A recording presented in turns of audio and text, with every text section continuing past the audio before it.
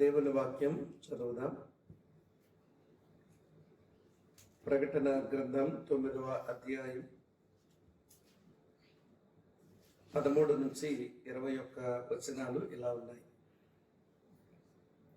6వ దూత బూర ఊదినప్పుడు దేవుని ఎదుట ఉన్న సువర్ణ బలిపీఠము యొక్క కొమ్ముల నుండి ఒక స్వరము యూఫ్రటీసు అను మహానది యొద్ద బంధింపబడి ఉన్న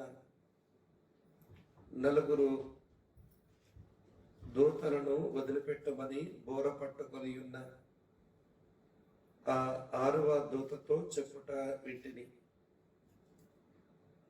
మనుషులలో 3వ భాగమును సంహరింపవలనని అదే సంవత్సరమున, అదే నెలలో, అదే దినమున, అదే గంటకు సిద్ధపరచబడి ఉండిన ఆ 4 దూతలు వదిలిపెట్టబడి గుర్రపు రౌతుల సైన్యముల లెక్క 20 కోట్లు.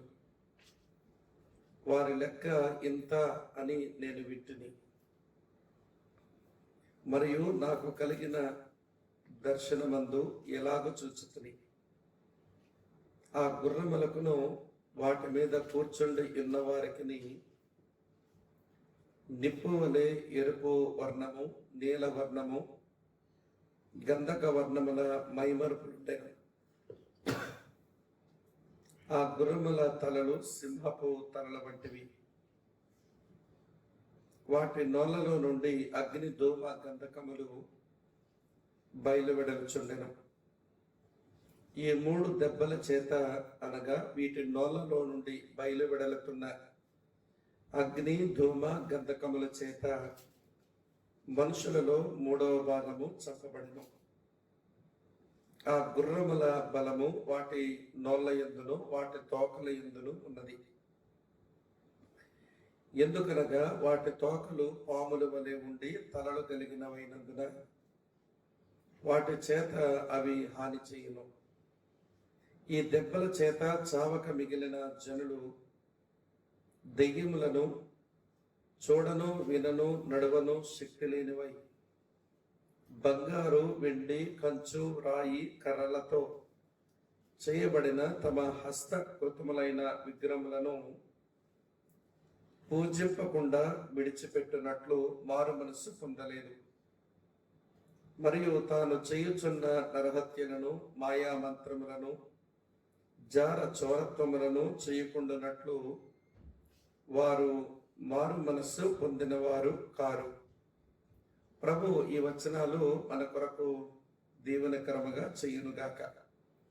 ప్రార్థన చేసుకుని వాక్యం విందాం. ప్రేమపూర్ణుడవైన మా పరలోకపు మా ప్రియమైన తండ్రి, నీ పిల్లలమైన మా విశ్వాసము, మా నిరీక్షణ, మా ప్రేమ ఉత్పన్నం కావడానికి, అభివృద్ధి చెందడానికి మీరు వ్రాయించినటువంటి నీ ప్రవచన సారమైన లేఖన భాగాల కొరకు వందనములు. నీ మాటలు మేము చదువుతూ ఉండగా, వింటూ ఉండగా మా విశ్వాసాన్ని మీరు వృద్ధిపరుస్తూ, మా ప్రేమను, మా నిరీక్షణను కూడా మీరు అభివృద్ధి పరుస్తూ, ప్రభువా నీ కుమారుడు మా ప్రభు అయిన యేసుక్రీస్తు వారి యొక్క రాకడ నిమిత్తం సిద్ధపడుతూ మా జీవితాలకు మేము దీవెన తెచ్చుకుంటూ బ్రతకడానికి మీరే మాకిచ్చిన ఈ ప్రశస్తమైన గడియల కొరకు మీకు వందనాలు. ప్రకటన గ్రంథాన్ని మేము ధ్యానిస్తూ వెళుతూ ఉండగా ఈరోజు కూడా నీ సహాయాన్ని కోరుతున్నాము. విషయాలను అర్థం చేసుకోవడానికి ఆత్మదేవ మీరు మంచి బోధకుడు, మీరే మాకు బోధించమని, మా మనోనేత్రములను మీరు వెలిగించుదరని యేసుక్రీస్తు వారి నామంలోనే స్తోత్రాలు చెల్లించి అడిగి వేడుకొని ప్రార్థిస్తున్నాము తండ్రి. Amen, amen. ప్రభునందు ప్రియ సహోదర సహోదరులారా, 7 ఏండ్ల శ్రమల కాలం ఈ భూమి మీద నడుస్తూ ఉండగా చివరి 3.5 సంవత్సరాల కాలములో జరుగుతున్న మహాభయంకరమైన ఆ శ్రమల దినాలలో సంభవించే సంభవాలను గురించి మనము అధ్యయనం చేస్తున్నాం. ఈ అధ్యయనంలో ప్రకటన 9వ అధ్యాయం 13 నుంచి 21 వచనాలు చదువుకున్నాము. వాటి ధ్యానములోనికి వెళ్లే ముందు ఒక మాట మీతో చెప్పాలి. ఏ స్థలము నుంచి అయితే కనికరం వస్తుందో ఆ స్థలము నుంచి తీర్పు రావడం ఎంత విచారకరం. మళ్ళీ చెప్తాను, వినండి. ఏ స్థలము నుంచి కనికరం మనుషులకు వస్తుందో అదే స్థలము నుంచి తీర్పు మనుషులకు రావడం చాలా సూచనీయం. ఇది మన చదివిన భాగంలో కనబడుతుంది. 13వ వచనంలో 6వ దూత బూర ఊదినప్పుడు దేవుని ఎదుట ఉన్న సువర్ణ బలిపీఠము యొక్క కొమ్ముల నుండి ఒక స్వరము యూఫ్రాటీసు అను మహానది యొద్ద బంధింపబడి ఉన్న 4 దూతలను విడిచిపెట్టమని బోర పట్టుకొని ఉన్న ఆ 6వ దూతతో చెప్పుట వింటిని. ఏ బలిపీఠమునొద్దైతే మనుషులకు కనికరం దొరుకుతుందో అదే బలిపీఠం దగ్గర నుంచి ఇప్పుడు తీర్పులు బయలు వెడలుతున్నాయి.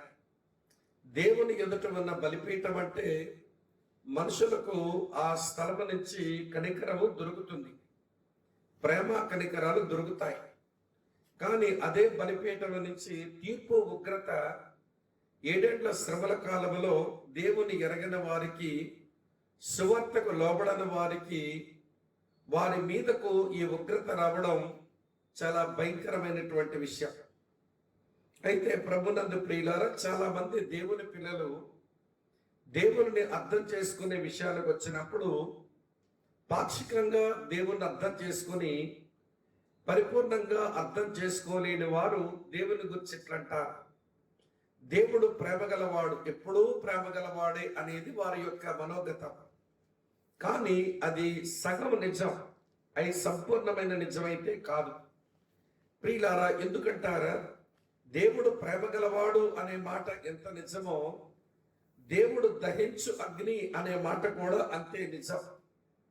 ప్రేమగలవాడు అని చెప్పి ప్రియులారా అర్థం చేసుకుని ఆయన ప్రేమను చౌకబారుదుగా ఎంచి ఆయన ప్రేమ చేత చేస్తున్న పరిచర్యలన్నీ కూడా కాళ్ళ రాసుకుని మన జీవితాల్లో మనం పాడవడం అది దేవుని చిత్తం కాదు.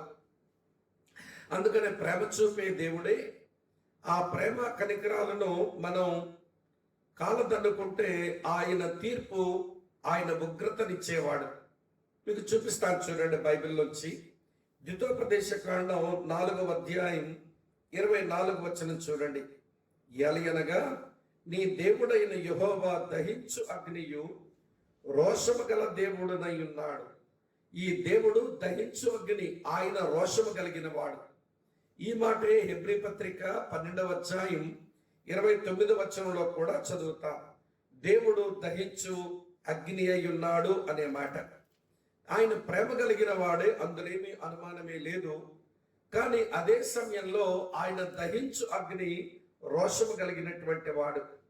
ప్రేమ కలిగిన దేవుడుగా ప్రేమ కృపా కనికరాలు ఇస్తాడు.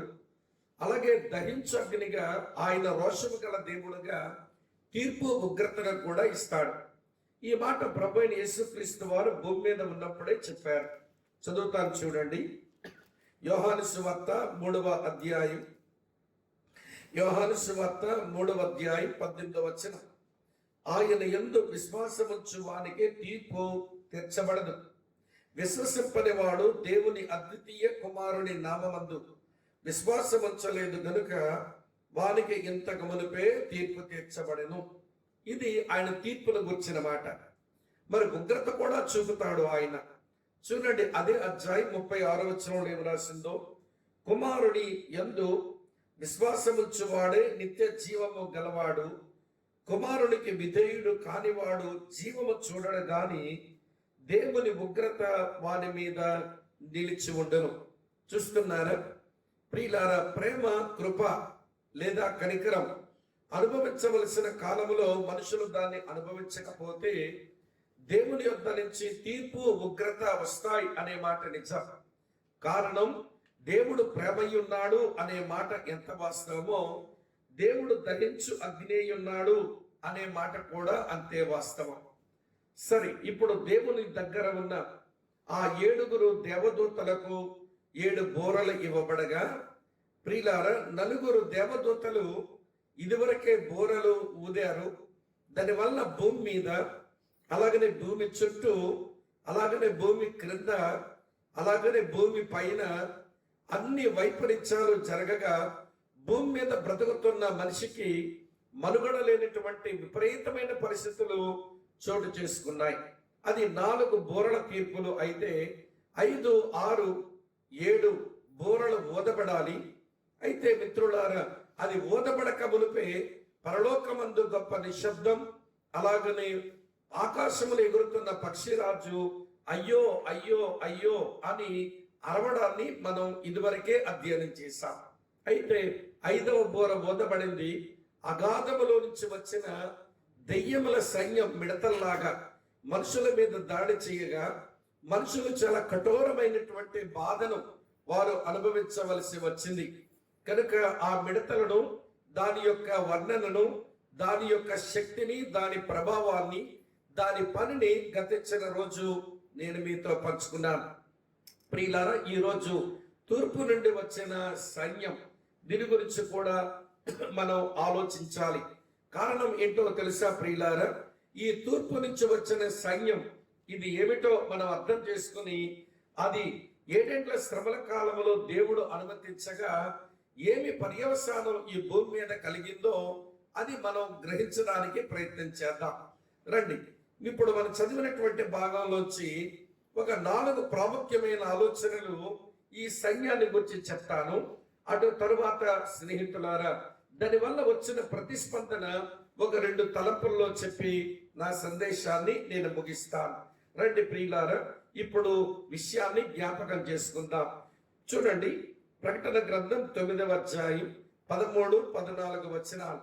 6వ దూత బూర ఊదినప్పుడు దేవుని ఎదుట ఉన్న సువర్ణ బలిపీఠము యొక్క కొమ్ముల నుంచి ఒక స్వరము యూఫ్రాటీసు అను నది, మహానది యొద్ద బంధించబడి ఉన్న 4 దూతలను వదిలిపెట్టమని బూర పట్టుకుని ఉన్న ఆ 6వ దూతతో చెప్పుట వింటిని. మనుషులలో 3వ భాగం సంహరింపవలనని అదే సంవత్సరమున, అదే నెలలో, అదే దినమున, అదే గంటకు సిద్ధపరచబడి ఉన్న ఆ 4 దూతలు వదిలిపెట్టబడిరి.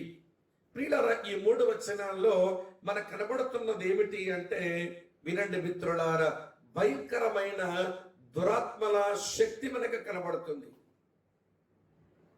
ప్రియులారా, ఇక్కడ ఉన్నటువంటి దూతలు, ఇదివరకు బంధించబడిన దూతలు, వాటికి దేవుడు విడుదలనిచ్చాడు ఈ సందర్భంలో. అయితే వినండి, పడిపోయిన దేవదూతలకు వచ్చిన కనీసపు అవగాహన మనం తెచ్చుకుందాము. నిన్న జరిగినటువంటి మన స్టడీలో కొన్ని ప్రశ్నలు మన సహోదరులు తెలియచేశారు. చాలా మంచి, అభినందించదగ్గ విషయం, చాలా మంచి విషయాలు వారు ఆలోచిస్తూ వింటున్నారు అని దాన్ని బట్టి నేను అర్థం చేసుకుంటున్నాను. ప్రకటన గ్రంథం 12వ అధ్యాయంలో ఆది ఘటసర్పమైన వాడు దేవుని సముఖము నుంచి త్రోసివేయబడినప్పుడు తన తోకతో చాలా నక్షత్రాలు లాగేశాడు అని 12వ అధ్యాయంలో మనం చదువుతాం. ఈ ఆది ఘటసర్పమైన అపవాది తన తోకతో అనేక నక్షత్రాలను లాగేయటం అనేటువంటి అలంకార భాషలో వాడు పతనం కావడం మాత్రమే కాదు, కానీ తనకు సమర్థించేటువంటి అనేక దూతలను తనతో పాటు వాడు ఈడ్చుకుని వచ్చాడు. వారిని పతనమైన దేవదూతలు అంటాం. ఈవిల్ స్పిరిట్స్, ఫాలెన్ ఏంజల్స్ అని అంటాం. ఈ 66 పుస్తకాల వెలుగులో మనం చూసినప్పుడు ఈ ఫాలెన్ ఏంజల్స్ ని దేవుడు, వినండి, యోధా పత్రిక 6వ వచనం ప్రకారం, 2వ పేతురు పత్రిక 2వ అధ్యాయం 4వ వచనం ప్రకారం, అందులో కొన్ని దూతలను ఆయన ఒక మట్టులేని గొయ్యలో ఆయన బంధించి ఉంచినట్టుగా ఆ వచనాల మనతో చెప్తాయి. అలాగనే వినండి, యేసుప్రభు భూమి మీద పరిచయం చేసినప్పుడు, అపొస్తలులు పరిచయం చేసినప్పుడు, అంతకు ముందు నేడు కూడా భూమి మీద తిరుగుతూ పనిచేస్తున్నటువంటి కొన్ని దురాత్మలు ఈ భూమి మీద ఉన్నాయి. మనుషులను అవి కమ్మి మనుషుల చేత నిప్పుల్లో నీళ్ళలో పడేసి వారి ప్రాణాలు తీస్తూ మనుషుల లోపల దూరి పని చేసేటువంటి భూమి మీద ఉన్న దురాత్మలు కూడా లేకపోలేదు. దుష్టులతో వచ్చిన అపవాదితో వచ్చిన దేవదూతలందరూ ఆ మట్టులేని గొయ్యలోనే బంధించబడి ఉండలేదు.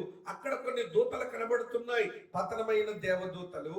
అలాగే భూమి మీద కనబడుతున్నాయి మనుషులతో మధ్య పనిచేసేటువంటి మరికొంచెం భయంకరమైనటువంటి ఈ పతనమైనటువంటి దేవదూతలు.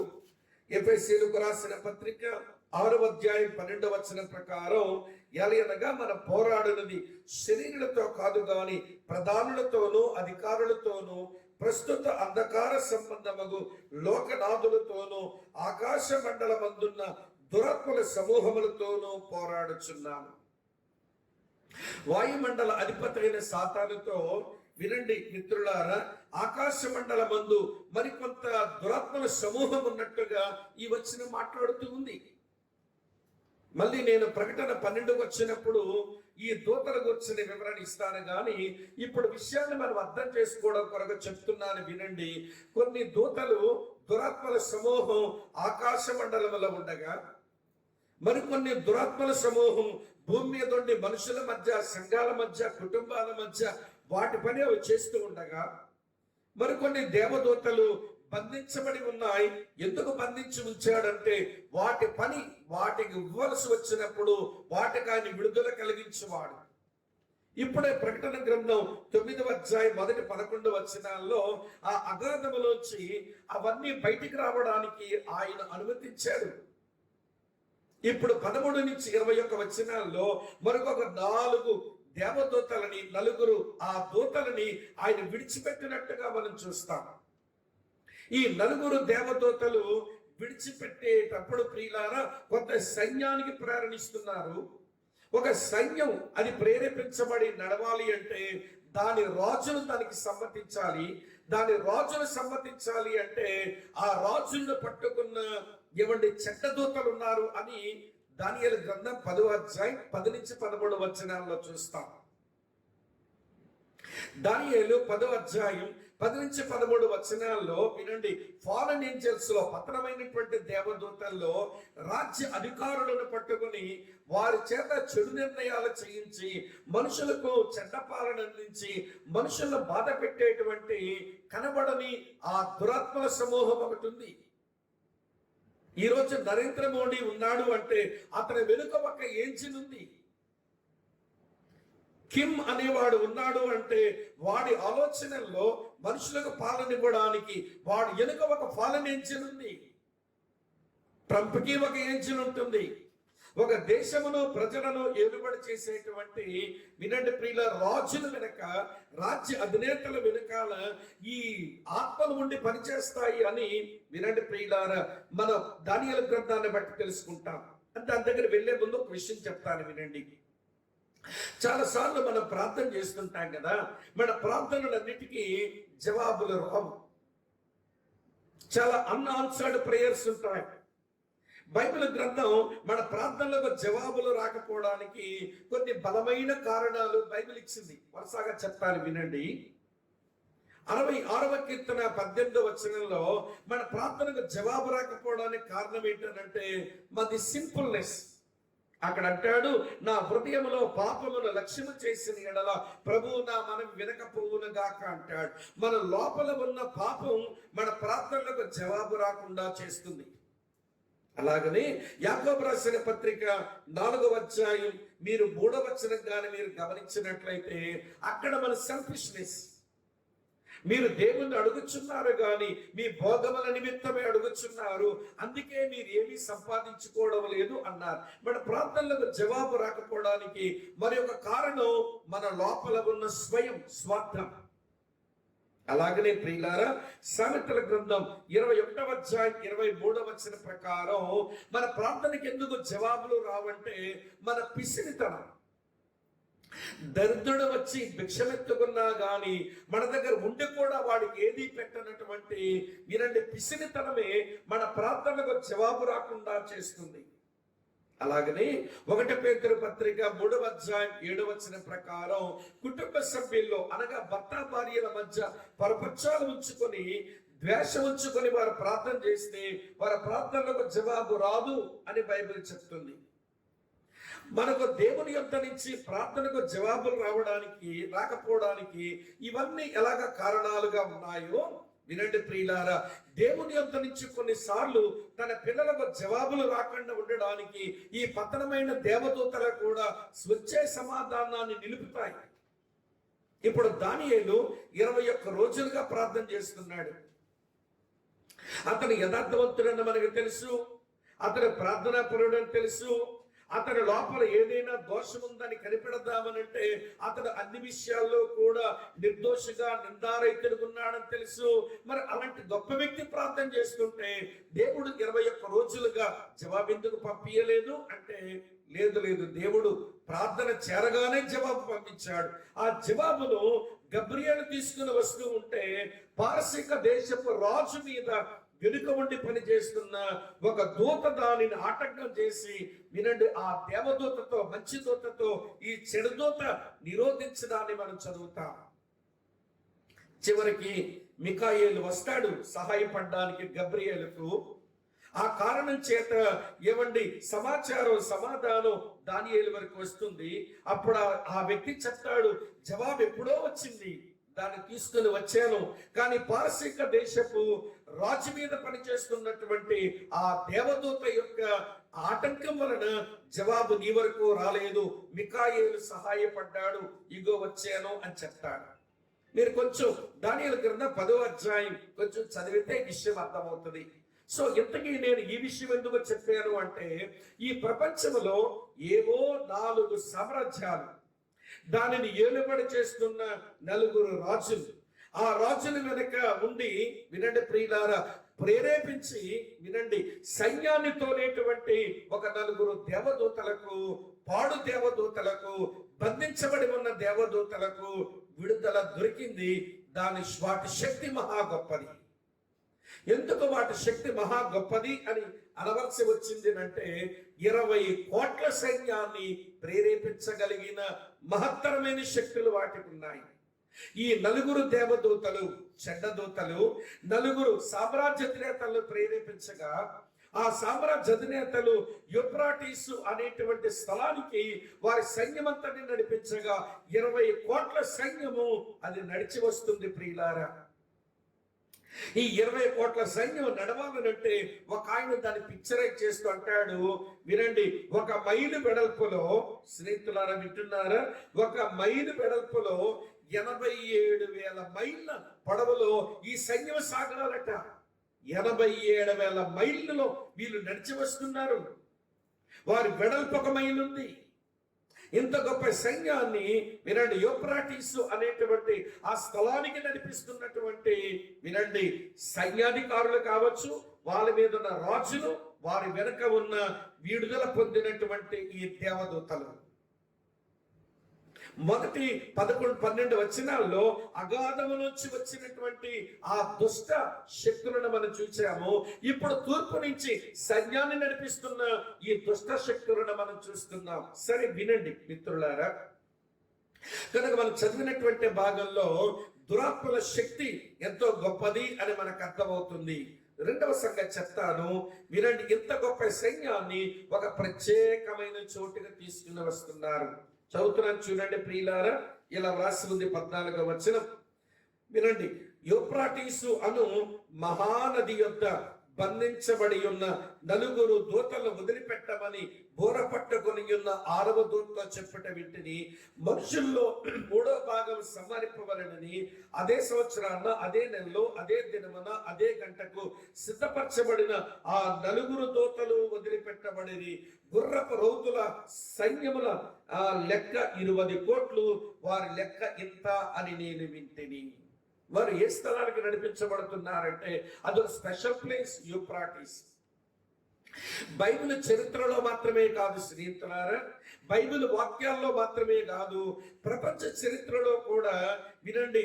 నాగరికత గురించి ఎవరైనా అధ్యయనం చేయాలనంటే పురావస్తు శాస్త్రజ్ఞులు మొట్టమొదట తెలుసుకోవలసిన విషయాలు యూఫ్రాటీసు దాని పరిసర ప్రాంతాలే. నాగరికతకు మూలాలు అక్కడే దొరుకుతాయి, మానవ నాగరికతకు ఆయు పట్ల అక్కడే దొరుకుతాయి. యూఫ్రాటీస్ బైబిల్లో చాలా ప్రత్యేకమైన స్థానం ఉన్నది. అక్కడకు నడిపించబడుతున్నారు ఈ సైన్యమంతా కూడా.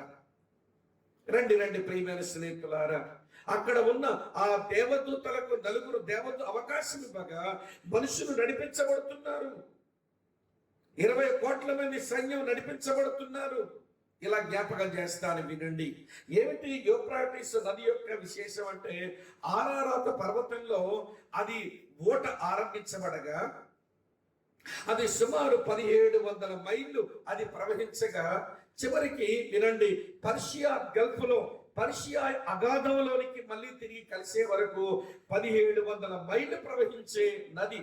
అందుకే బైబిల్లో దానికి ఏం పేరుందో తెలుసా? మహానది అనే మాట మనం చూస్తాం. ఇక్కడ ప్రకటనలో కూడా మహానది అని ఉంది. మీరు ద్వితోపదేశ కాండం 1వ అధ్యాయం 7వ వచనం అన్నా చూడండి. అలాగనే యెహోషువ గ్రంథం మీరు 1వ అధ్యాయం స్నేహితులారా మీరు 4వ వచనం అన్నా చదవండి. మహానది అయిన యూఫ్రాటీసు అని మనం చదువుతాం. ఏంటి నదికి ఉన్న విశేషం? ఇది ఒక స్పెషల్ ప్లేస్ అని ఎందుకు చెప్పుకోవలసి వచ్చింది అంటే, వినండి ప్రియమైన స్నేహితులారా, ఆదికాండం 2వ అధ్యాయం 14వ వచనంలో ఈ నది ఏదెను తోటలో వచ్చి ప్రవహించిన నది, అది దాని విశేషం. దేవుని సృష్టిలో దేవుడు ప్రత్యేకంగా ఉంచిన ఏదెను తోటలో ప్రవహించిన నది అది. అదే సమయంలో ఆ నది ఉన్న ఆ స్థలంలోనే మానవులతో మొదటి అబద్ధాన్ని దుష్టుడు పలికాడు. మీరు చావనే చావరన్న తొలి అబద్ధం యూఫ్రాటీస్ నది ఒడ్డునే వచ్చింది. ఆదికాండం 4వ అధ్యాయం ప్రకారం యూఫ్రాటీస్ నది చేరువునే మొదటి హత్య జరిగింది. ఆదికాండం 11వ అధ్యాయంలో యూఫ్రాటీస్ నది ఒడ్డుని నిమ్రోద్ అనేటువంటి వాడు ఒక రాజ్యమే స్థాపించుదాం, మహాపట్టణం కడదాం, పేరు సంపాదించుకుందామని అనుకున్నాడు.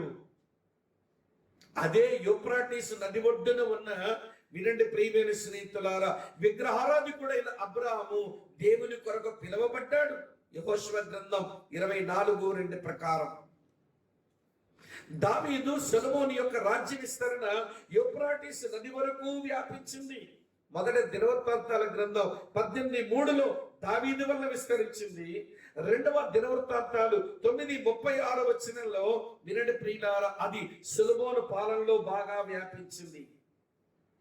కనుక యూఫ్రాటీస్ అనే స్థలం అది చాలా స్పెషల్ ప్లేస్ అని లేఖనాల వెలుగులో చూస్తున్నాము. ఇది బబులోనులో ఉంది, ఇది కల్దీల దేశంలో ఉంది. మీరు 137వ కీర్తన 1-4 వచనాలు చూడండి ప్రియులారా. చెరగొన పోబడినటువంటి యూదులు యూఫ్రాటీస్ నది ఒడ్డున ఆ బబులోనులో వారి సితారాలను నిర్వంచ చెట్లు కట్టుకొని వారు పాట పాడుకోవడానికి మనసు లేని వారుగా అక్కడ కూర్చోవడాన్ని మనం చూస్తాము. కనుక ఇది బైబిల్ చరిత్రలో అన్నిటికీ ఆరంభాలు. వినండి ప్రియులారా, అబద్ధానికి ఆరంభం అక్కడే, హత్యకు ఆరంభము అక్కడే, దేవుని ఏర్పాటుకు ఆరంభం అక్కడే, దేవుని రాజ్య విస్తరణకు ప్రియులారా దాని హద్దు అక్కడే. అటువంటి గొప్ప స్థలానికి వినండి ప్రియమైన స్నేహితులారా, వినండి వీళ్ళందరూ కూడా నడిపించబడుతున్నారు అనే విషయాన్ని మనం అర్థం చేసుకుంటాం. కనుక అది స్పెషల్ ప్లేస్. స్పిరిట్స్ పవర్ గొప్పది, ఈ ప్లేస్ కూడా చాలా గొప్పది. అయితే వినండి ప్రియులారా, ఈ స్థలంలో పనిచేయడానికి ఆ 4 దేవదూతలకును అలాగని సైన్యానికి ఒక స్పెసిఫిక్ పీరియడ్ మాత్రమే ఇవ్వబడింది. చూడండి ఏం రాసిందో, 15వ వచనం చదువుతున్నాను ఇలాగా. 15వ వచనంలో మనుషులలో 3వ భాగమును సంహరింపవలనని అదే సంవత్సరాన అదే నెలలో అదే సమయమున అదే గంటకు సిద్ధపరచబడిన ఆ 4 దేవదూతలు విడిచిపెట్టబడిరి అని మనం చూస్తాం. వినండి వినండి ప్రియమైన స్నేహితులారా, ఒకే సంవత్సరంలో అదే నెలలో వినండి అదే మాసంలో వినండి అదే రోజులో అదే గంటలో ఈ 4 దేవదూతలు విడిచిపెట్టబడగా ఈ సైన్యమునకు అవి ప్రేరణ తీసుకునే రాగా రాజుల ద్వారా ఈ సైన్యమంతా లేచి వస్తుంది. ఎందుకు అని అంటే పర్పస్ నేను తర్వాత చెప్తాను, కానీ ఇప్పుడు చదివిన భాగంలోనే ఉంది, అది కొంచెం వివరణిస్తాను. కానీ ఇక్కడ ఒక విషయం తెలియాలి. అదే సంవత్సరం, అదే మాసం, అదే రోజు, అదే గంట అప్పటికి 4 దేవదూతలు విడిచిపెట్టబడితే వినండి, ఇది మనకి ఏమర్థం చేస్తుందో తెలుసా? దేవుడు వాటికి ఒక ప్రత్యేకమైన సమయమే ఇచ్చాడు. వారు విస్తరించి పనిచేయడానికి లేదు.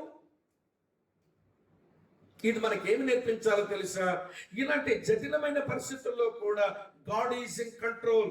దేవుడు సమస్తమును తన స్వాధీనములోనే ఉంచుకున్నాడు, తన నియంత్రణలోనే ఉంచుకున్నాడు.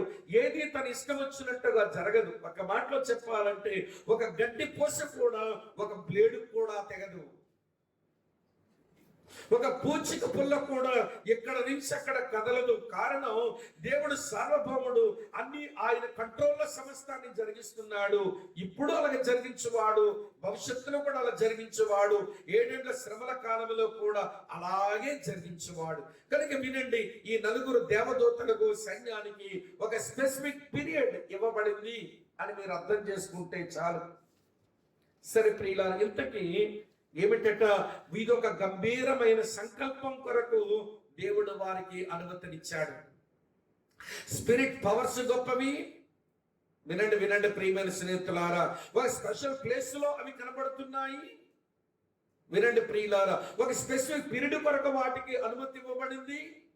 4వ సంగతి, వారి యొక్క సోల్మన్ పర్పస్. వినండి ప్రియులారా, ఒక గంభీరమైనటువంటి సంకల్పం కొరకు దేవుడు అవకాశం వారికి ఇచ్చాడు. ఏమిటి ఆ గంభీరమైన సంకల్పం అంటే? చదువుతున్నాను చూడండి ప్రియుల 15వ వచనంలో, మనుషులలో 3వ భాగము సంహరింపవలనని అని రాసి ఉంది. ప్రకటన గ్రంథం 6వ అధ్యాయం మీరు 8వ వచనాన్ని మీరు చదివినప్పుడు, 4వ ముద్ర విప్పబడినప్పుడు ఏమి చదివినాం మనం అంటే, ఈ భూమి మీద ఉండేటువంటి వారిలో 4వ వంతు, 1కి 4వ వంతు మరణించారు. ఇప్పుడు బూరల తీర్పులో ఈ సందర్భంలో మనం చదువుతున్నాము, భూమి మీద ఉన్న జనాభాలో 1కి 3వ వంతు చనిపోతున్నారు. అంటే ఆ పాపులేషన్, వినండి ప్రియులారా, భూమి మీద ఉండేటువంటి జనసాంద్రతలో జనాభాలో సగం మంది వారు మరణాన్ని అనుభవించవలసి వచ్చింది. ఇది ఎవరికో నిన్నటి నుంచి మీతో చెప్తూ వస్తున్నాను. దేవుని ఎరగని వారికిని, వినండి ప్రియమైన స్నేహితులారా, దేవుని సువార్తకు లోబడినటువంటి వారికి జరిగేటువంటి సంభవాలు అని మనం ఎరుగుదో. ఇది మనకేమి నేర్పిస్తుందో తెలుసా ప్రియులారా? ఇవండి మహాశ్రమల రోజుల్లో ఈ భూమి ఒక మాసివ్ గ్రేవ్యార్డ్, ఒక పెద్ద సమాధిలాగా తయారవుతుంది. ఈ భూభాగం అంతా పెద్ద సమాధులు దొడ్డే. ఈ రోజుల్లో మన కరోనా వచ్చిన తర్వాత చూస్తున్నాం, అటు ఇటలీలోను, ఇటు అమెరికాలోను, వినండి ప్రియులారా, అటు బ్రెజిల్లోను చచ్చిపోయిన వారిని పడిస్తూ ఉంటే అవి టీవీలో చూస్తున్నప్పుడు ఏమిటి ఇన్ని శవాల అనిపించింది. కానీ వినండి, అప్పుడు ప్రపంచంలో వినండి 3వ వంతు మనుషులు వారు శవాలుగా మారగా, వినండి వీరు దెబ్బ చేత వినండి భూమి ఒక పెద్ద మాసివ్ గ్రేవ్యార్డ్ అవుతుంది. ఈ కొద్ది మరణాలు చూచే అయ్యో మనుషులు ఏంటట్లా చచ్చిపోతున్నారు, వారి బంధువులు వారిని చూసుకోలేకపోతున్నారు, వాళ్ళందరూ ఒక దగ్గర పడేసి ఇలాగ చంపేస్తున్నారు, కాల్చేస్తున్నారు, లేక సమాధి చేస్తున్నారు అని తెగ సానుభూతి చూపిస్తున్నాము. కానీ దేవుడు నీకు కృపనిచ్చిన కాలంలో, దేవుడు మన ఎడల ఆయన వాత్సల్యం కనికరం చూపిన కాలంలో, ఆయన ప్రేమకు మనం స్పందించకపోతే ఆయన తీర్పు ఉగ్రత వచ్చిన రోజున పరిస్థితులు చాలా తీవ్రంగా కనబడతాయని ఈ విషయం మనకు నేర్పిస్తుంది. సరే, ఇప్పుడు వీరి గురించిన వివరణ ఇచ్చాడు, చూపిస్తాను చూడండి ప్రియులారా. ఈ 20 కోట్ల ఈ సైన్యాన్ని గురించిన డిస్క్రిప్షన్, వాటి యొక్క నేచర్ ఎంతో స్పష్టంగా రాయబడింది. అయితే మీరు ఒక మాట అడగొచ్చు, 20 కోట్ల సైన్యమా? 20 కోట్ల సైన్యమా? ఇన్ని వేల కిలోమీటర్ల వరకు, ఇన్ని మైళ్ళ వరకు వీరు పొడుగ్గా ఉంటారా? ఇన్ని మైళ్ళ దూరం వాళ్ళు వెడల్పులో ఉంటారా? మాకేదో నమ్మశక్యంగా లేదు అని మీరు అనవచ్చు. ఇందాకే చెప్పాను, దీని వెడల్పు, దీని పొడవు అదొక విస్తారమైన సైన్యంగా మిన్నుని కనబడుతుంది అని చెప్పినప్పుడు మీరు ఒక చిన్ని కోట్ల మంది సైన్యం అండి. మీకు ఆ విషయం తెలుసా? నేను పుట్టక మునిపే 1964 సంవత్సరంలోనే చైనాకు 20 కోట్ల మంది ఆర్మీ ఉంది. తూర్పు దేశమున ఉన్న చైనాకు ఈ కమ్యూనిస్టు దేశానికి 20 కోట్ల ఆర్మీ ఉంది. ఇలాంటి ఒక 4 సామ్రాజ్యాలు కలిసాయి అనుకోండి, ఎన్ని కోట్ల ఆర్మీనైనా వినండి, ఇశ్రాయేలీయులకు వ్యతిరేకంగా, దేవునికి వ్యతిరేకంగా పంపించగలము. అలాగని దేవుడు తనను ఎరగని సువార్తకు లోబడిన మనుషులకు దండన చేయడానికి దేవుడు సైన్యాన్ని రేపితే, ఏ దేశం సైన్యాన్ని రేపినా కొన్ని కోట్ల మందే ఉన్నారన్న విషయం మర్చిపోవద్దు. నేను నమ్మలేను అనుకోవద్దు. ఒక చైనా తీసుకుంటే నీకు తెలిసిపోతుంది. ప్రభునందు ప్రియమైన స్నేహితులారా, ఒక దేశంలో వేస్తే మిగిలినది ఊరుకుంటాయండి అంటారేమో.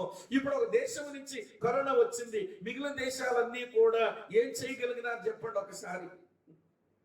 అంతే, పరిస్థితుల ప్రవాహంలో కొట్టుకుపోవడమే కానీ దానికి ఎదురాడి చేయగలిగింది ఏమీ లేని రోజులు ఇప్పుడే మనకు వచ్చాయి. ఆ రోజున మరీ వాటి యొక్క తీవ్ర స్థాయి పెరుగుతుంది అనే మాట మీరు గమనించాలని నేను మీకు మనవి చేస్తున్నాను. రండి, వాటి వివరణ 3 భాగాలుగా యోహాను చూచింది రాశాడు. బైబిల్ పండితుల్లో కొంతమంది ఆ సైన్యం యొక్క ఆకారము, స్వభావాన్ని చూసినప్పుడు ఇది న్యూక్లియర్ వెపన్సా లేకపోతే యుద్ధ ట్యాంకర్లా అని వేరు వేరు ఇంటర్ప్రిటేషన్స్ ఇచ్చారు. వినండి, యోహాను రోజుల్లో యుద్ధ ట్యాంకర్లు లేవు గనక అతనిని చూచి ఆయన ఇలాగా రాశాడు, కానీ బహుశా యుద్ధ ట్యాంకర్లు అయ్యేదానికి అవకాశం ఉంది అనేటువంటి వ్యాఖ్యానం ఉంది. అది నమ్మితే నమ్మండి, నమ్మకపోతే మానేయండి. నేను మాత్రం ఆ వివరణలోనికి వెళ్ళను, కానీ వాటి వివరణ స్పిరిచువల్ గా మనం ఏం అర్థం చేసుకోవచ్చు అది మాత్రమే నేను మీతో పంచుకుంటాను.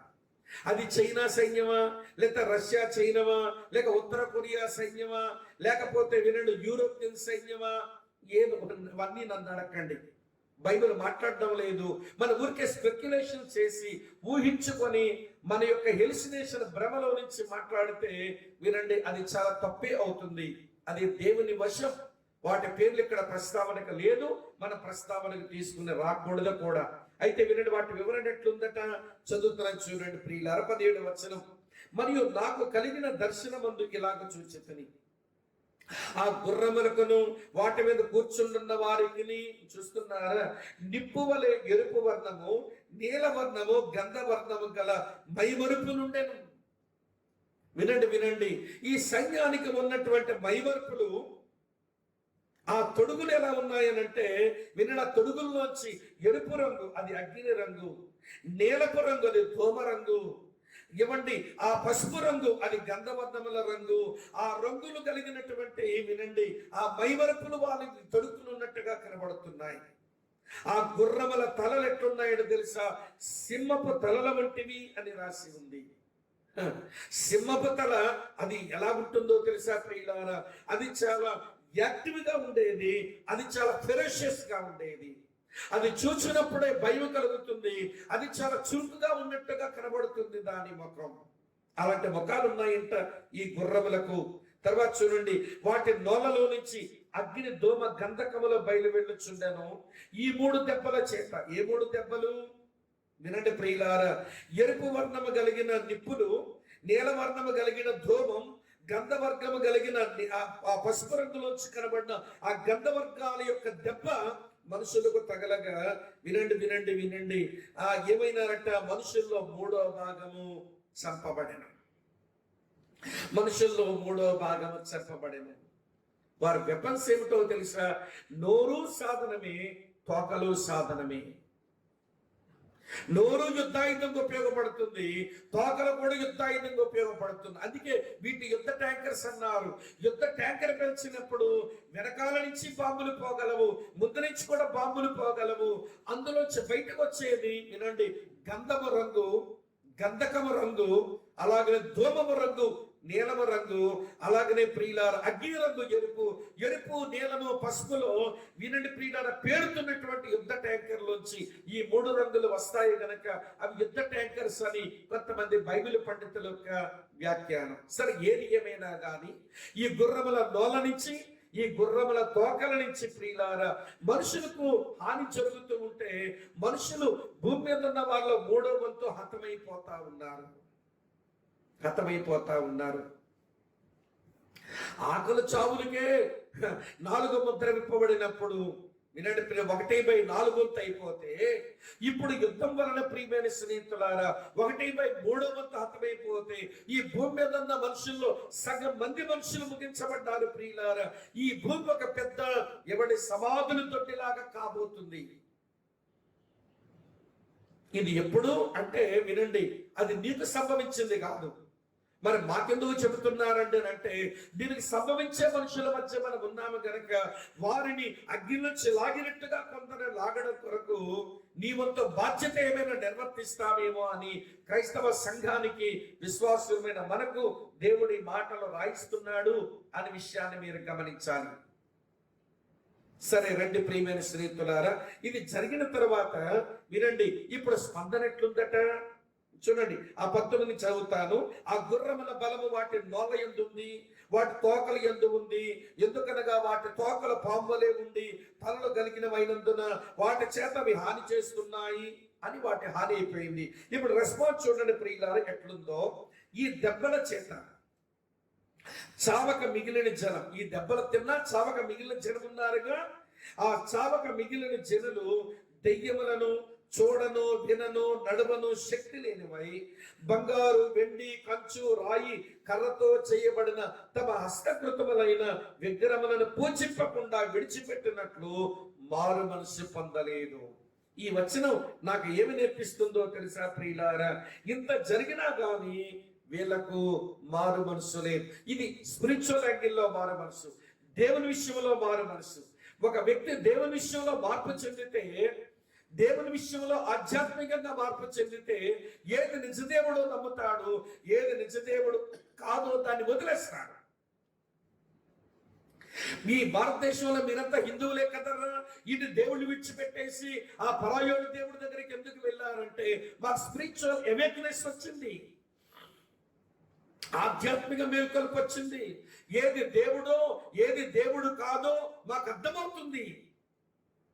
ఆ దైవత్వం మాకుంది అని చెప్పుకుని వ్యక్తుల జీవితాల్లోనికి తొంగి చూసినప్పుడు అనైతికత, వినండి ప్రియుల, అన్యాయం, అపవిత్రత అన్ని చోటు చేసుకున్న ఈ దేవుళ్ళు అనిపించుకునేటువంటి వారిని మేము దేవుళ్ళుగా ఆరాధించకూడదు అని అర్థం చేసుకొని ఏది నిజదేవుడో అది తెలుసుకొని ఆధ్యాత్మిక మేల్కొల్పుతో వాటిని విడిచిపెట్టాము.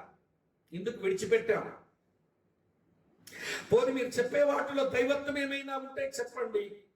మాకు రెండు కావాలి. ఒకటి పాప క్షమాపణ పొందడానికి మాకు పాప క్షమాపణ ఇచ్చేవాడు కావాలి. ఈ భూమి మీద మనుషులంగా దైవ లక్షణాలతో మంచిగా బతకాలి, దానికి మాకు శక్తి కావాలి. ఆ శక్తి ఇచ్చిన పరమాత్ముడు ఎక్కడైనా ఉంటే చెప్పండి. ఈ రెండు చూపలేరట. మన సనాతన సాంప్రదాయం అంటారు. ఏమిటి మన సనాతన సాంప్రదాయం? అబద్ధాన్ని ఆశ్రయించడమా, మోసాన్ని నమ్ముకోవడమా, పాడు బుద్ధితో జీవించడమా, సాటి మనిషి కీడు కలుగు చేయటమా, అనైతికతో జీవితాన్ని వెళ్ళబుచ్చడమా? ఏమిటండి సనాతన ధర్మం? వినండి ప్రియమైన స్నేహితులారా, ఏది సనాతన ధర్మం? నీ సనాతన ధర్మం వలన బ్రాహ్మణిజమేమో బతుకుతుందేమో కానీ సాధారణ మనిషిగా నేను లేదు. ఉంటే చెప్పండి సమాజంలోనికి వచ్చి. వినండి, బ్రాహ్మణేతరులు ఇది ఆలోచించకపోవడం వలనే వినండి ఈ దేశంలో ప్రియులారా వినండి, ఏది దేవుడు కాదో అది ఆరాధించబడుతుంది, ఏది దేంట్లో దైవత్వం లేదో అది గౌరవించబడుతుంది. అయితే 7 శ్రమల కాలంలో ఏది దేవుడు కాదో, ఎందులో దైవత్వం లేదో అవే పూజించబడతాయి. చూపిస్తాను చూడండి. ప్రకటన గ్రంథం 13వ అధ్యాయంలో ఇలా రాసి ఉంది. ప్రియులారా చదువుతున్నాను చూడండి, ఇలా వ్రాసి ఉంది. మీకు చదువుతున్నాను ప్రియులారా. 4-5 వచనాలు ఇలా ఉంది. ఆ మృగమునకు అనగా క్రీస్తు విరోధికి అధికారం ఇచ్చినందున వారు ఘట సర్పమునకును అనగా అపవాదికి సాతానుకు నమస్కారం చేసిరి. మరియు వారు ఈ మృగముతో సాటి ఎవడు? ఈ క్రీస్తు విరోధి అంత్యక్రీస్తుతో సాటి ఎవడు? దానితో యుద్ధము చేయగలవాడెవడం చెప్పుకొనుచు ఆ మృగమునకు నమస్కారం చేసిరి. డంబపు మాటలను దేవదూషణ పలుకు ఒక నోరు దానికి ఇయ్యబడెను, మరియు 42 నెలలు ఈ కార్యము జరిప అధికారము దానికి ఏర్పాటు ఆయను. కనుక దేవుని దూషించుటకును, ఆయన నామమును, ఆయన గుడారమును, పరలోక నివాసును దూషించుటకు అది నోరు తెరచెను. చూస్తున్నారా? ఏది దేవుడు కాదో అది నమస్కారాలు పొందుతుంది. పౌలు కూడా ఈ మాట చెప్పాడు. తెస్సలోనికీయులకు రాసిన 2వ పత్రికలో 2వ అధ్యాయం 11వ వచనం చూడండి. ఇందుచేత సత్యమును నమ్మక దుర్నీతి యందు అభిలాష గల వారందరూ శిక్షావిధి పొందుటకై అబద్ధమును నమ్మునట్లు మోసము చెయ్య శక్తిని దేవుడు వారికి పంపుచున్నాడు. మోసగించబడుతున్నారు, దేవుని ఎరగరట. వినండి వినండి ప్రియులారా, దేవుని సువార్త మంచి మాటలు కలిగిన మాటలు వినరట, వారి జీవితాలు మార్చుకోరట. కారణం ఏంటో తెలుసా? వినండి. No repentance towards God word. దేవుని వైపు వారిలో ఏమి పరివర్తన కలగదు, మారు మనసే రాదు. సరే, స్పిరిచువల్ రిపెంటెన్స్ లేదు, పోనీ పక్కన పెట్టండి. పోనీ మోరల్ గా బాగుంటారా? మీకు ఒక విషయం చెప్పనా? స్పిరిచువల్ గా బాగులేని వాడు మోరల్ గా బాగుంటారనే మాట అబద్ధం. కొంతమంది అంటారు, నేను ఆత్మ సంబంధం సంగతి మాకు అక్కర్లేదు కానీ నేనెంత నీతిగా ఉంటానో అంటాడు. నీ నీతి తగలబెట్ట. నువ్వు ఆధ్యాత్మికంగా బాగులేనోడివి, నువ్వు మిగిలిన నైతిక విషయాలు నీతికున్నావన్నమాట అబద్ధం. కొంతమంది నీతి ఎట్లుంటుందో తెలుసా? ఎప్పుడో చదివాను, రీడర్స్ డైజెస్ట్ అని ఒక పత్రికలో జరిగిన ఆర్టికల్. ఇద్దరు, వినండి, కారు ఆపి ఒక బేకరీ షాప్కి వచ్చి రొట్టెలు, జాములు అన్ని కొనుక్కున్నారట. కొనుక్కొని ప్యాక్ చేయించుకున్నారు, డబ్బులు ఇచ్చేశారు. ఆ ప్యాకింగ్ తీసుకుని వచ్చి కారు ఎక్కేసి తేరిన సముద్రం ఒడ్డుకు పోయారు. సముద్రంలో స్నానాలు చేసి ఆటలాడుకుని ప్రియులారా, తర్వాత ఈ రొట్టెలు తిందామని ఆ ఇద్దరు స్త్రీ పురుషులు ఆ డొక్కిప్పేసరికి అందులో వీళ్ళు కొనుక్కున్న రొట్టెలు, జాము, బట్టర్, కేకులే కాదు, అందులో చాలా డబ్బు ఉంది అందులో. అంటే ఆ షాప్ ఆయన కొత్తగా పెట్టుకున్న పని అబ్బాయికి తెలియదు షావుకారు గారు డబ్బులన్నీ అందులో పెడతాడని. వీడేం చేసినాడనంటే ఇన్ని డ్రింకులు, ఇన్ని బాటిల్లు, తర్వాత ఇన్ని కేకులు అన్ని కొనుక్కున్నారని ఆ డబ్బా తీసి ఇవన్నీ కూడా అందులో పడేసి ప్యాకింగ్ చేసి వీళ్ళకి ఇచ్చేశాడు. వెంటనే డబ్బు చూసి ఇద్దరు ఆశ్చర్యపోతే ఆమెంటుందట మన పంట పండింది అని. ఈయన అన్నాడు, పాపం ఎన్ని రోజులు కష్టపడితే ఇన్ని డాలర్లు వచ్చినాయి అతగాడికి, అతను ప్రాణమే పోతుంది ఈ డబ్బు లేకపోతే, పోయి ఇచ్చేద్దామంటాడంటే ఈయన. మనం ఎందుకంటే ఇచ్చేయడం? మనమే దొంగతనం చేశామా? మన చేతిలోకి వచ్చింది, మన పంట పండింది, నక్కతో తొక్కింది అనుకుందేమో మహాతల్లి. మన పంట పండింది అని చెప్పింది. లేదు లేదు ఇచ్చేద్దామని చెప్పి మళ్ళీ అతను బలవంతం చేసి వెనక కారు తీసుకుని వచ్చి ఆ డొక్కుతో అలాగ చూపించి, మా రొట్టెలు, మా కేకులు, మా డ్రింక్స్ మాత్రమే కాదు, నువ్వు డబ్బులు ఇచ్చుకున్న పెట్టెలో మాకు వచ్చాయేమో, ఇగో డబ్బులు ఇందులో ఉన్నాయని ఇస్తే ఆ షావుకారు ఆశ్చర్యపడి, వినండి ప్రియులారా, ఇంత నీతివంతుడు ఎక్కడున్నాడు రా బాబు మా దగ్గర, ఈ దేశంలో, ఈ పట్టణంలో అని ప్రియులారా కూర్చోండి వాళ్ళకి డ్రింకులు తాగిపించి ఇద్దరికి ఈలోగా ఫోన్లు చేసి జర్నలిస్టుల్ని, టెలివిజన్ వాళ్ళని పిలిచాడట. ఈ టెలివిజన్ వాళ్ళు, ఈ పేపర్ వాళ్ళు వచ్చి వీళ్ళ దగ్గర ఇంటర్వ్యూ తీసుకోవడానికి వచ్చి, చెప్పండి మీరు ఎక్కడ వారు, ఎలాగున్నారు, మీరు ఎలాగే డబ్బు ఇవ్వాలని మీకు అనిపించిందని ఇంటర్వ్యూ చేయడానికి వచ్చి ఫోటోలు తీయబోతుంటే ఇద్దరు మొఖాలు దాసేసుకుంటున్నారట. అరే మీలాంటి నీతిమంతులు పరిచయం చేద్దాం అనుకుంటే మీరు మొఖాలే మూసేసుకుంటున్నారని అంటే వారు చెప్పలేకపోతున్నారు. చెప్పండి అది ఎంతగా మీరు ఎవరనంటే, మా ఫోటోలు వేయొద్దు, మా గురించి పేపర్లో రాయొద్దు, మేము భార్యాభర్తలమైతే కాము, ఈమెకు భర్త ఉన్నాడు, నాకు భార్య ఉంది, మేమిద్దరము ఇవ్వండి, వేరొక సంబంధం ఎక్కడ ఉన్నాము అన్నారట. అంటే వీళ్ళకు డబ్బులు ఇవ్వడానికి నీతి ఉంది కానీ వీళ్ళు వ్యభిచార బుద్ధి దగ్గర నీతి లేదు. ఆత్మ సంబంధంగా బాగులేని వారు నైతికంగా బాగున్నారనంటే ఒక దగ్గర బాగుంటారు, మరో దగ్గర బాగుంటారు. వాళ్ళ దగ్గర సంపూర్ణమైన నైతికత రాదు. ఇది నిజమండి, కావాలంటే చూడండి. అంటాడు, నేను ఉదయం లేవగానే ఎంతో నిష్ఠగా ఉంటానండి, మడి కొట్టుకొని పూజలు చేసుకుంటానండి, నేను ఎవరికి అన్యాయం చెయ్యనండి. ఎవరికి చెయ్యు. ఇంటి దగ్గర కూరలో కొంచెం ఉప్పు ఎక్కువైపోతే భార్యకు ప్లేట్ తిరగేసి కొడతాడు. ఎవరికి హాని చేయడు. ఇంట్లో భార్య నేర్పిస్తాడు, పిల్లలు నేర్పిస్తాడు. లోకానికి ఎంత నీతిమంతుడో. వింటున్నారా ప్రియులారా? నేను ఈ మాట ఎవరిని కించపరచడాన్ని చెప్పడం లేదు, కానీ నువ్వు ఆత్మలో మార్పు చెందకపోతే మిగిలిన విషయాలలో నీకు మార్పు ఉండదు. స్పిరిచువల్ రిపెంటెన్స్ లేకపోతే నీకు మోరల్ రిపెంటెన్స్ రాదు. చూడండి, ఎంత జరిగినా గాని ఆ 7 ఏళ్ల శ్రమల కాలంలో వినండి, వాళ్ళకి ఆధ్యాత్మిక మార్పు లేదు, వీళ్ళకి నైతికంగా కూడా మార్పు లేదు. చూడండి, నైతికంగా ఎట్లయినారో చూపిస్తాను.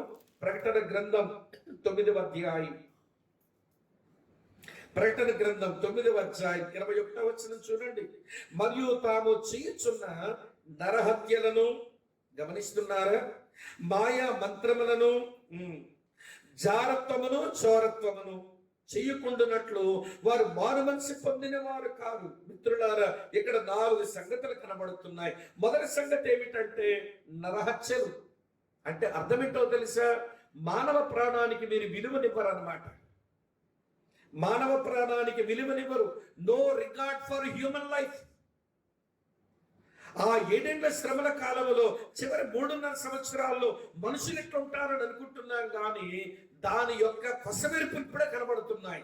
ఈరోజు సాటి మనిషి ప్రాణానికి విలువనిచ్చిన వాడమైతే సొంత అన్నదమ్ముని ఎందుకురా చంపావు?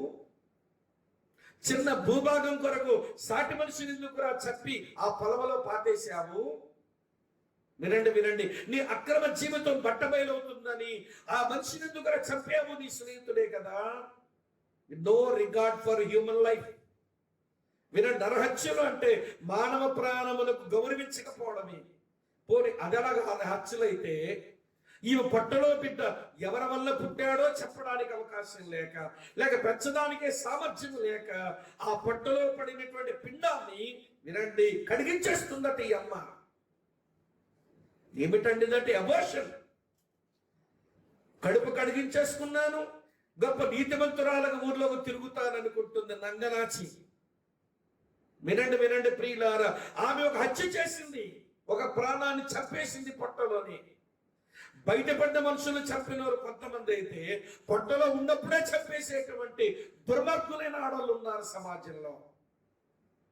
ఇప్పుడే ఈ ఛాయలు కనబడితే ఆ రోజున ఎలా ఉంటుందో మీరు ఊహించండి ప్రియులారా. వినండి, నరహత్యలు.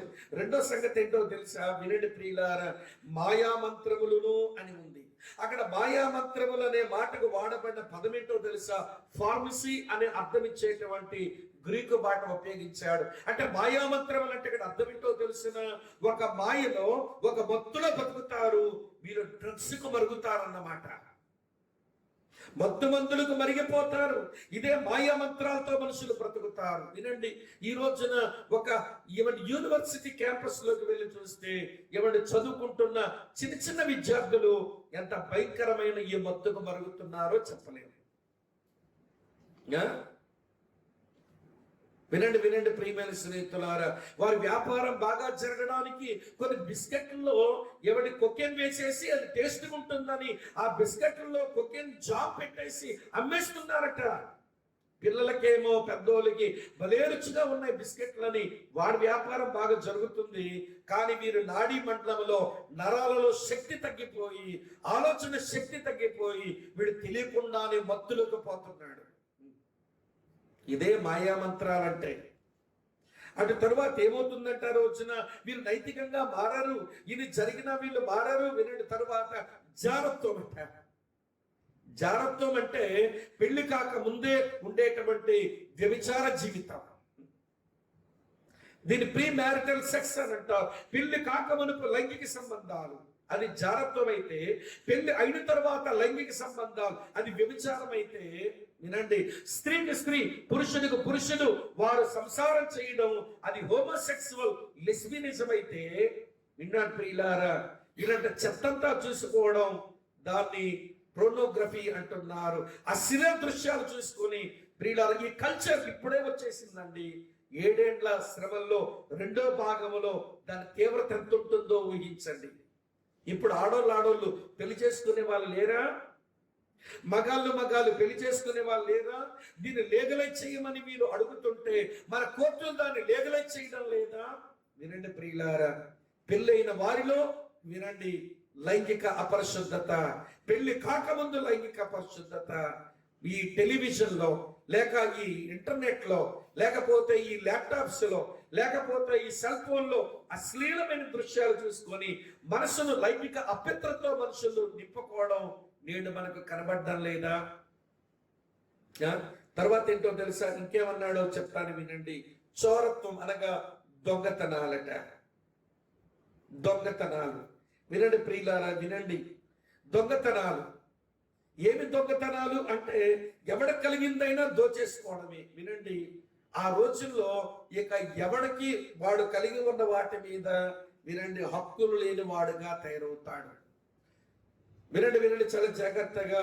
ఏమండి, people have no personal rights.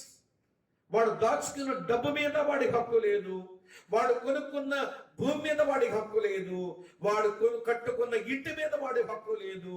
ఎవడ బలమైన వాడో, ఎవడ బలిసినోడో వాడు లాక్కుంటాడు. అదే చోరత్వం. ఆ రోజులు ఎక్కువ దూరంలో మనకేమీ లేవు. దాని ఛాయలు ఇప్పుడే మనం అనుభవిస్తున్నాము. దాని ఛాయలు, దాని కొసమెరుపులు ఇప్పుడే మనం అనుభవిస్తున్నాం.